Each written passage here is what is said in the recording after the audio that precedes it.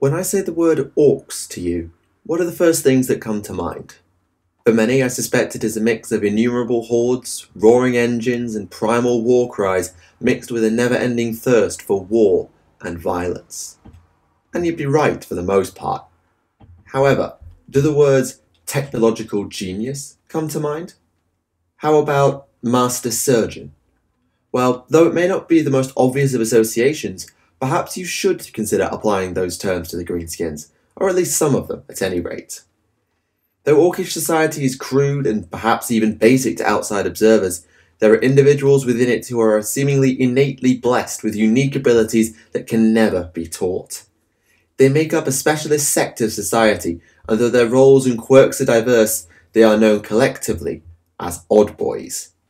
Today we shall explore the various casts of Oddboyz, as well as addressing any particularly renowned ones that we have not already addressed elsewhere. This is Tactica Imperialis, and welcome to 40k Stories. For the vast majority of Orkdom, there are no particularly special traits applied that make every individual unique. Of course, they have their own personalities, whims and desires. They're a sentient and individualistic species after all. But perhaps unlike humans or Eldari, the average orc will be roughly akin to all others to the casual observer. This becomes especially true when you look at the individual's role in society, as there aren't a broad range of career options in Orkdom. It is only through genetic quirks that an orc will not become one of the innumerable warriors that make up a tribe and warband, though admittedly this vast majority of orcs do have some variation from just big hulking green mushroom that punches you in the face, such as sneaky commandos, ostentatious flash gits, militaristic storm boys, and such. However, it is those orcs blessed by said genetic quirks that will form the various groups of Oddboyz, and no other orc will ever become one of them. Why? Well, to explain that, we need to explain the origins of the orcs to some extent. So here's a history lesson. According to the Runt herds, a caste of Oddboyz we shall discuss more later, the orcs owe their origins to a mysterious race or subspecies known to them as the Brain Boys.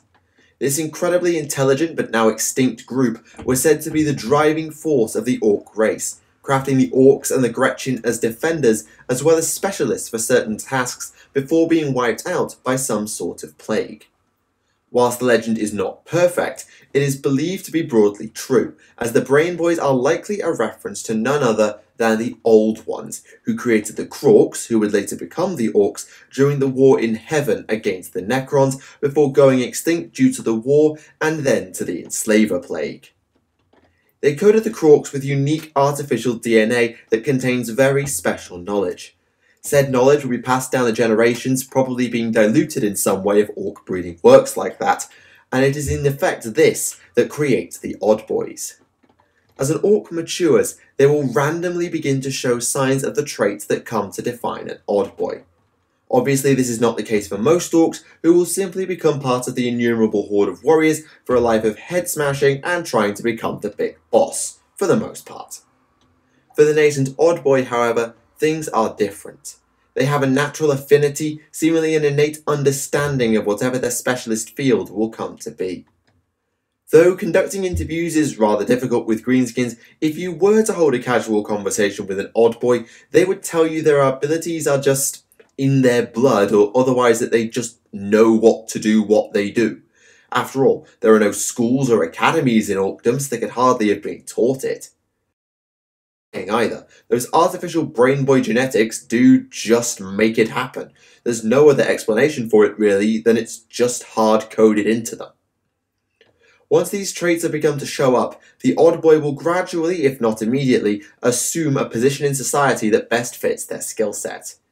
Without them, the orcs would never ply the stars, nor even take to the skies. They would have no way to harness the warp, they would be unable to stay patched up between battles, and the list goes on. Truly, the Oddboyz are what take the orcs from a violent, yet somewhat contained pest on an individual world, to a galaxy-spanning scourge for the other races, able to carve out empires or conquer the stars. If only the artificial DNA of the Old Ones, or whoever it was, had just come with a damn off switch.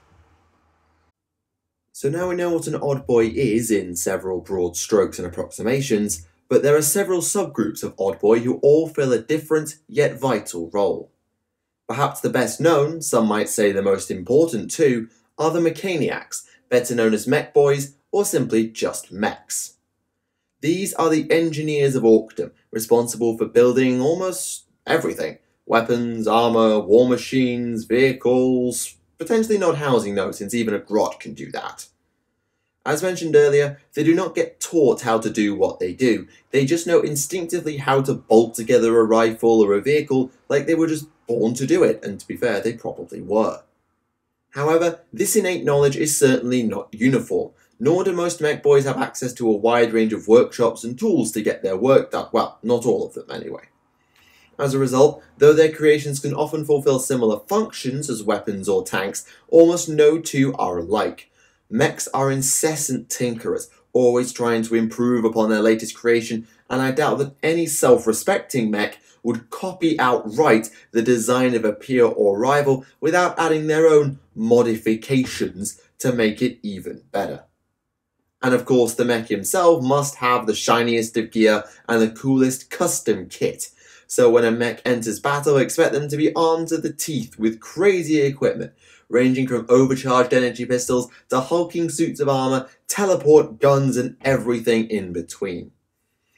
Many mechs will go into battle or otherwise work alongside the looters and burner boys.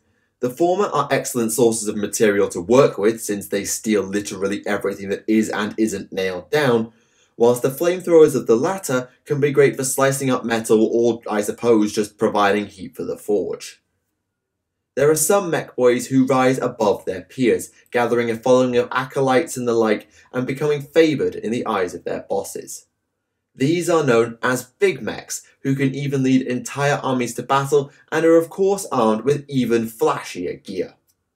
Humming force fields are common, teleport blasters that violently displace enemies are seen too, but a personal favourite of mine, and I assume theirs, is the shock attack gun, a weapon that fires the diminutive greenskins known as snotlings through a mini tunnel in the warp itself, if I remember correctly, to attack the Big Mech's enemies with hilarious yet terrifying results, ranging from explosions to teleportation to pretty much everything in between. The shock attack gun it's the shock attack gun. Mech bosses appear to be a step up again from Big Mechs, able to lead their own wars with the authority of a war boss and likely with at least as much dakka and bling as any of their peers. However, it is in the build-up to a war that Mech Boys become utterly vital, and it is often through their actions that one even gets going, never mind gets off-world. Whether from Gork and Mork or not, we do not know, but often the seeds of a war will be sown by a visionary Mech Boy. Of course, we know orcs never stop fighting, so a war can maybe artificially be built, but this can often be what unites them properly. These visions, or whatever they are, will drive the Mech Boy to create the most gloriously destructive of things, the colossal war engines and effigies of the orc gods, known as gargants, or their similar and smaller cousins, the stompers. Drawn by instinct or rumour, other orcs will congregate around these construction sites as if they know something big is coming. Mechs will create their own war engines of various sizes, whilst the various bosses will duke it out for dominance of the war that is inevitably to come. The war energy surrounding the ever-growing horde will grow in turn, as the excitement and violence reaches a fever pitch. Eventually, the Gargants will come online as construction is completed and, with the aid of tractor beam technology to secure a space hulk in many cases, or through the construction of ragtag fleets, the war will be launched in earnest and woe-betide whatever gets in its way. Like I said earlier, without the Oddboys, the Orks would be nothing compared to what they are today, and the Mech Boys are a perfect example. And do you want to know the best part? By the laws of reason and physics, pretty much nothing a Mech Boy creates should even work. It has been a source of confusion for a long time as to why captured or salvaged orc weaponry will not work in any hands other than those of an orc. And the reason is simple. They shouldn't work ever. For all the knowledge coded into them by the Brain Boys, the technology of the orcs is incredibly simple and crude in design, even if in the right hands it can do some incredible things. So why does it work at all? Never mind as intended. The why. I'll discuss this more a little later, but the power of Ork belief and their psyche in general is incredibly strong. See the mindset of red ones go faster if you need another example.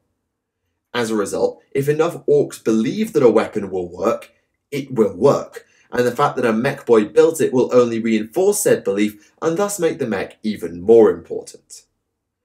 In terms of famous mechs, we discussed Wazdaka Guts Mech a while ago the last time we took a look into Orkdom, but there are also others. Most notably, there are two mechs that, whilst not the faces of their respective wars, are utterly vital to them. The first is Buzzgob, a mech boss who does not have a buzzsaw in places of his mouth despite the title. He is the driving force behind War Garagak in the 4-star sector, able to field entire armies of Death Dreads, Stompers and such in his own private warband, which I suppose you could call a Dread Mob, just scaled up. Under other circumstances, Mech Boys like this, who create what are known as Dread Mobs, can be exiled or otherwise choose to go it alone, but Buzzgob has done neither of those things and instead just continues his work. Such is the danger that he and by extension War Garagak pose. A combined task force of Raven Guard and Elysian drop troops were sent to destroy his forge city on the world of Castoral Nova, but the Imperials failed and Buzzgob remains at large. I'm curious whether he has some sort of endgame to usurp Garagak at some point, as many powerful upstart mechs have done or at least tried to do in the past, but we'll have to see as time goes on. The second of our famous pair is an Ork so dangerous as to be a high priority Assassinorum target, even though his existence has never been confirmed. Orkimedes, yes, puns fully intended, is said to be the chief mech of none other than Ghazghkull Thraka, though I suspect that is a more recent development and that Orkimedes did not come with Ghazghkull from the beginning. On Piscina 4, between the Second and Third Armageddon War, Ghazghkull brokered a deal with the warlord Nazdreg, his best mech and access to teleporter technology that was seemingly unique to Nazdreg's war at the time, in exchange for the war on Piscina 4 that would test the new tech and give them a good scrap. Nazdreg agreed, and as Orkimedes is credited as the creator of the teleporter technology, it is likely he was the mech traded to Ghazghkull. He would go on to win great renown despite never being seen on the battlefield, creating upgunned gargants, improved tech, and generally being perhaps one of the greatest mechs of the era, certainly enough to keep Ghazghkull's favour at any rate. Orkimedes has also been working on what I suppose one would call his magnum opus, a weapon known simply as Kildaka. The mech never stops tinkering with the thing, to the point that it could be an entirely different gun from field test to field test when he loans it out to a boss or a mech for use. It could be a flamethrower, a shotgun, a rifle. The list goes on, you just never know what you're going to get with Kildaka. Whilst the Mech Boys are responsible for the technology of the greenskins, there is also a cast of Oddboys who revel more in the field of biology and surgery. Known as Docs for short, this group are the Pain Boys, and as vital as they may be, they certainly aren't the sort of doctor I would like to visit. As you might expect, a Pain Boy acts on instinct, just knowing which bit goes to what bit both internally and externally. Orks are tough, incredibly so in fact, with physiology that can heal incredible damage and even survive horrendous injury if treated quickly enough. This is where the Pain Boys come in, dealing with whatever the Orkish biology can't handle on its own. As a result, I suspect that limb replacement or even reattachment are pretty commonplace in the doc's surgery, even up to and including heads. Yes, Orks who are decapitated, if their heads are sewn back on fast enough, can actually live. It's ridiculous. Doesn't even have to be the same body. If replacement is the order of the day, the new limb can be either biological or bionic. Orks who receive enough bionics might come to be nicknamed cyborgs, though being able to afford all the treatment would be a bit of a stretch, as Pain Boys charge what they want, and they don't come cheap. Since the Ork currency is teeth due to their fast growth rate, see why the bad moons are rich, any patient of a doc will probably walk out of the surgery with a fair bit of dental work done to cover the doc's fees, and by dental work I do mean just having your jaw punched in until your teeth come out. As a result, the Pain Boy is the absolute last resort of a desperate orc indeed, especially when you consider that, rather like their mechaniac counterparts, the docs are prone to experimentation. Once the patient has been given their anaesthetic, which usually involves a blow to the head from some blunt instrument to make sure they stay out cold, the patient is hardly in a position to complain about whatever the doc is doing to them. This can lead to some utterly horrifying procedures being performed, most infamously, of course, the squig brain transplant. Just saying, that gives me the creeps. This can lead to problems, however, as pain boys who overstep too many times or who do so on the wrong individuals can find themselves thrown out of their tribal warband. Said individuals become known as bad docs, who will likely not charge for their services, but whose surgery is probably just a massive lottery for the patient for what they'll come out with, since the bad docs will pretty much do whatever takes their fancy, or maybe just because it's a Tuesday. A secondary role for the Pain Boys comes alongside the mechs. The two can combine their expertise in the creation of the walkers known as Killer Cans and Death Dreads. The mech simply builds the shiny metal death machine, whilst the Pain Boy will implant the volunteer orc or Gretchen into it. Unfortunately, it is a one-way trip for the pilot. There's no way out once the doc is finished, it's probably just too finicky. But the new metal killbot body is usually apt as compensation, although trying to convince an orc of that while he has to have all his food through a straw... interesting debate. Pain Boys will, just like all other orcs, take their skills and tools to the battlefield as well, where they'll often shadow a boss employing them or otherwise just try and keep the orcs around them patched up as best they can, or, just try experimenting on them. Given the resilience of orc physiology, this can make taking down the charges of a Pain Boy more than a little bit of a nightmare if they're having a good day. The most famous of Pain Boys is probably a borderline bad doc, were it not for his patron, such as his insanity and the craziness of some of his surgeries. Mad Doc Grotznick has been described by some as one scalpel short of a med pack, which should definitely indicate that he has a few screws loose in his partly cybernetic head. However, he has the patronage of a certain Ghazghkull Thraka, whose life Grotznick saved long ago and may well have saved again since. Back when Ghazghkull was just a regular nobody on the world of Ork, he caught a bolt round to the head and stumbled into Grotznick's tent, pretty much holding his brain pan together with both hands.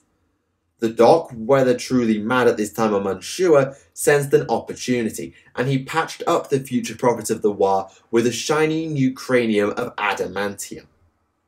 The rise of Ghazghkull from this point is well documented and was truly meteoric, and Grotznick pretty much just rode on his coattails as his services became more and more in demand. The knobs of his tribe came to him demanding the Ghazghkull special, and the doc obliged, with a healthy dose of explosives hidden in the shiny new craniums that meant any problem orcs came down with a rather nasty case of exploding head. Eventually, as War Ghazghkull gathered momentum and eventually took off for Armageddon and beyond, we assume that Grotznick accompanied the warlord and has always remained at his side. After all, having saved the prophet's life once, Grotznick now has a very powerful patron, to the point that his more and more deranged surgeries are still sort of tolerated, and pretty much none dare attack him lest they attract the ire of Ghazghkull. However, that didn't stop those knobs with the exploding craniums from having a go, succeeding in ambushing him and using a death dread to cut open his head if memory serves me right. By all logic, the doc should have died then and there, but he was found by his grot orderlies who aid him in surgeries, carry his tools, etc, etc. And somehow, maybe taking inspiration from the boss, these grots too saw an opportunity and dragged Grotznick back to his tent and worked through the night to not only stabilise him, but actually patch him up properly. Admittedly, this may have been the catalyst for Grotznick's descent to madness, but, details, credit to those poor grots where credit is due. I don't think many grots have got the skill to do any form of neurosurgery. As for today, we believe Grotznick is still with War Ghazghkull, acting as medic to the Warlord's Council of War. Somehow I doubt he's there for advisory reasons, being, utterly insane, but having lived through as much as I expect he has, He's still probably one of the best docs going, so I can definitely see why Gaskell keeps him around, aside from maybe sentimentality, if orcs can get sentimental. If anyone can, it's possibly Gaskell. When it comes to the Odd Boys, perhaps the oddest of the odd would be the Weird Boys. Clues in the name after all. These lucky, or perhaps unlucky individuals are the psykers of the orc race. In truth, all orcs are psychic, but only in the Weird Boys do we truly see powers actually manifest. What makes Weird Boys unique to some extent is the origin and nature of their psychic abilities, as the warp does not seem to be the source of it in the most literal sense. I mentioned earlier of a thing called War energy that helps orc weaponry to function, and generally is just a thing.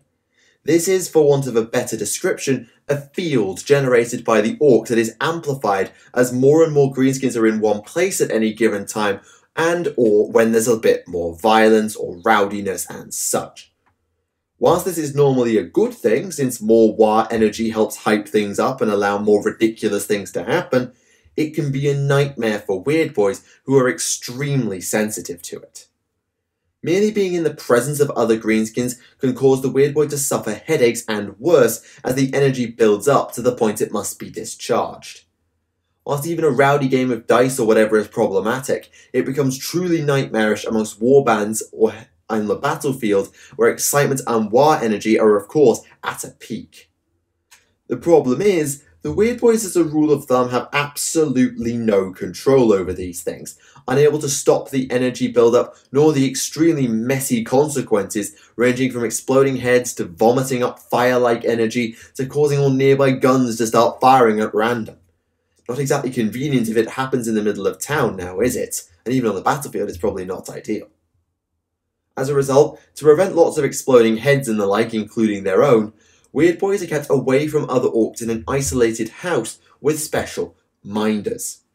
For reasons unexplainable, copper seems to be a good material for grounding or earthing war energy, and so not only do the Weird Boys have copper stilts that hold them above the ground, the orcs themselves are often seen with copper staffs on the battlefield, both as hitty sticks, channeling staffs, and earthing rods.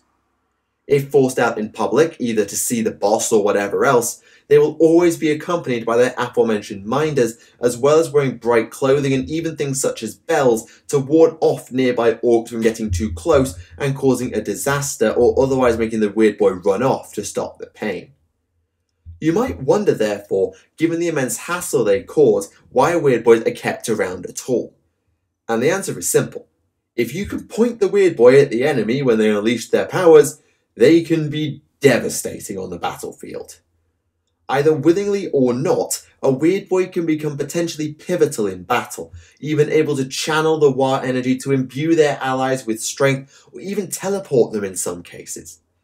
Again, this is all rather random and of course there's the ever-present risk of overloads causing exploding heads, but this risk is worth taking in the eyes of many a boss. There exists also a subclass of Weird Boys generally known as Warp Heads, who unlike the majority of their psychic kin actually revel in their power and the war energy, going as far as to seek it out. Whether they have more control than their peers or are simply more powerful is likely a bit of a debate. I personally believe both, but it is unclear. In some rare cases, Weird Boys or Warp Heads can become so powerful as to conquer their war bosses or lead their own warbands into battle, whilst others will strike out alone as freebooters chasing the next rush of war energy such as Old Zogwart, who we've discussed previously. An example of the conquering case was Tactica, leader of what would become known as the Weird War. Such was the raw power of Tactica, a sign of incredible control I wouldn't expect in a Weird Boy, that he was able to bend other orcs to his will with unthinkable discipline for greenskins. The Weird War itself most famously fought and died in early M41 on the Forge World of Columnus, squaring off with around a third of the Iron Hands, a bunch of Raven Guard, and Mechanicus and Titanicus elements too. Having killed vast amounts of the Astropaths with a psychic assault before the invasion began, the Orcs proved devastatingly powerful, almost unstoppable even for the Titans. Psychic energy finished off a Reaver Titan of all things in a devastating explosion. Such was Tactica's power, he had gained a reputation or notoriety amongst the Raven Guard who had fought him before. one that the Iron Hands would refuse to acknowledge to their detriment, as the entire planet was pretty much overrun. The final assault came at a place called Erdry, seemingly a factory complex that was heavily fortified. Well, it was fortified until Tactica got involved, as his power seemingly teleported away a massive section of the defensive wall and its defenders with it. The Raven Guard rushed to fill the breach, only to find the Iron Hands just stood there, watching impassively as they died to the greenskin horde, or, as per their shadow captain, to the power of Tactica. Though the Weird War would be defeated soon after, as the deaths of the last Raven Guard finally introduced the Iron Hands who killed Tactica and his retinue, the Warphead still proved to be perhaps one of the most dangerous of his kind ever for being able to pull it off in the first place. Another Weird Boy come war boss was Zoggit from the world of Zog-Dis. No, I'm not joking, that's a thing and that's hilarious. He led his war from Zog-Dis straight into the Webway, eventually fighting his way into the dark city of Comorragh itself. And this was no small war either, certainly not the largest, but still hundreds of thousands strong all the same, and they went on a tear and wrecked the place. Starting from the port they arrived at, entire districts of Comorragh were levelled in typical Orky fashion until the Drukhari could finally deal with them. Zoggit himself was slain as his war was broken apart piece by piece, but the survivors managed to pack out the arenas of Comorragh with entertained, enraptured crowds for an entire fortnight, so I suppose that's impressive too. They must have been some pretty powerful orcs. The final two groups of Oddboys are perhaps even more niche than the three we have already mentioned, and they're also less known than their cousins as well. However, they are both useful assets and, in the former case especially, particularly critical for Orc society or warfare. They're almost the same thing sometimes. Said former case are the Oddboys known as Runt Herds, who take the role of minders or slave handlers for the other sub-races of Orkdom, Gretchen and Snotlings. The main trait for the Runt Herds is, perhaps shockingly for an Orc, patience. They are the only Orcs capable of tolerating the Grots, the Snotlings and all their nonsense, instead revelling in their work. They will compete amongst themselves to breed the fiercest Grots they can for battle, even though Grots are not exactly the finest warriors, as well as assumedly making sure that the work they do elsewhere is up to scratch. Whether they have any oversight over the Grots who work for other Oddboys or bosses, such as Ammo Runts, Grot Oilers, Grot Orderlies, Gunner Grots, etc., that's less clear, but between the menial workers and the Snotling farmers who keep food going, they almost certainly have a lot to keep them busy.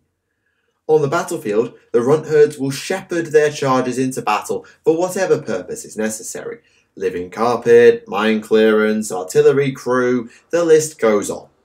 To keep said charges in line, they'll wield whips and other controlling devices such as grabbing sticks that also work on grabbing enemies, or taser prods. Most, if not all, will also be accompanied by a squig known as a squig hound, whom unruly grots can be fed to keep the rest in line. Squigs are probably not the direct charge of Runt Herds in most cases, but as Snotlings will work with them in agriculture, the Oddboys will definitely be familiar with them. Of course, this means that Runt Herds will not see as much frontline fighting as other Orcs, since they have to mind the Grots in particular, but they are renowned for their patience after all, so I suppose they tolerate it. As an aside, Runt Herds also serve as the nearest source of story and history in Orc society. Everything they have and everything they know is passed down by word of mouth, but the Runt Herds are the best Orcs to ask, if you could get close enough to ask, about their race's history and such. After all, it's they who tell the tale of the Brain Boys, isn't it? The final Oddboys are the Flyboys, a group we discussed when we looked at the Cult of Speed long ago. Flyboys are a subgroup of speed freaks obsessed with taking to the skies, as opposed to the vast majority of Orcs who prefer terra firma. The reasons behind this are simple. The adrenaline rush that Orcs get from going fast, and all of them do get that, they're just not enough for the Flyboys, so they use aircraft, helicopters and stuff to try and go even faster and do even more harebrained stunts and shenanigans. Even by Orc standards, this is utterly insane, and the Orcs agree with me on this as they see Flyboys the same way. As a result, many Flyboys live in a state of exile from other Orcs, pretty much only having contact with each other. And of course with the cross you fly with them, and the inevitable Mech Boys who have to keep them going, so it's something, I guess. There are actually a wide range of aircraft piloted by flyboys, from the dogfighting Tactica jet to choppers to bombers of many stripes. One of the most interesting is actually piloted by orcs who were members of two Oddboy groups at once, flyboys and mechs. The Wazbomb blaster jet is piloted by the most insane of Mech Boys. I mean, one, you'd have to want to build the thing, and two, you'd have to want to put yourself through piloting it. They kit themselves with all sorts of custom weaponry and even force fields. Yeah, I'm not interested in going anywhere near one of those things. I mean, it might be a harebrained lunatic piloting it, but that's probably just making it even more dangerous. And there you have it, a look into the various groups of Ork Oddboys. As one might expect for greenskins, especially with a name like that, they are a varied bunch, but all of them are vital in their own way to keeping Orkdom functioning, or in some cases making it more dangerous on the battlefield. Same difference in all honesty sometimes. Though they lack the precision of other races, instead going with their gut without training or restriction, the results are still impressive and terrifying for both adversaries and even other orcs in some cases. As always with greenskins, underestimate them at your peril. However, onward we must always go, and so it is time to move. There is one more quirky Space Marine chapter that I wish to look at as our next stop, having already touched on the Minotaurs and the Carcharodon Astra quite recently. After that, well, I think there's a certain balance to be addressed, but that is for the future. For now, thank you for watching Tactica Imperialis, and I'll see you all again. Goodbye.